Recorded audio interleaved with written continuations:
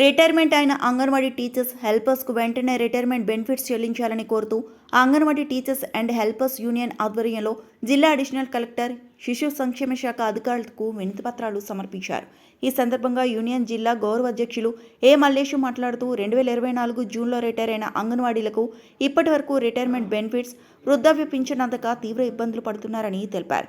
GO number 8 ప్రకారం టీచర్కు 2 లక్షలు, ఆయాకు ₹1,00,000 వెంటనే చెల్లించాలని డిమాండ్ చేశారు. సమస్య వెంటనే పరిష్కరించకపోతే పెద్ద ఎత్తున ఆందోళన కార్యక్రమాలు చేపడతామని హెచ్చరించారు. అంగన్వాడీ టీచర్లు మరియు హెల్పర్లందరికీ రిటైర్ అయిన వాళ్లకు జీవో నంబర్ 8 ప్రకారం రిటైర్మెంట్ బెనిఫిట్స్ వెంటనే ఇవ్వాలని ఈరోజు మెదక్ జిల్లా కలెక్టర్ కార్యాలయం ముందు నిరసన కార్యక్రమం చేయడం జరిగింది. రాష్ట్ర వ్యాప్తంగా ఈరోజు రిటైర్మెంట్ అయినటువంటి ఉద్యోగుల చేన CIT ఆధ్వర్యంలో ధర్నా కార్యక్రమాలు జరుగుతున్నాయి. అంగన్వాడీ టీచర్లను, హెల్పర్లను ఇప్పుడున్న రాష్ట్ర ప్రభుత్వం హడావిడిగా 2024 జూన్ జూలై మాసాల్లో రిటైర్మెంట్ చేయించిర్రు.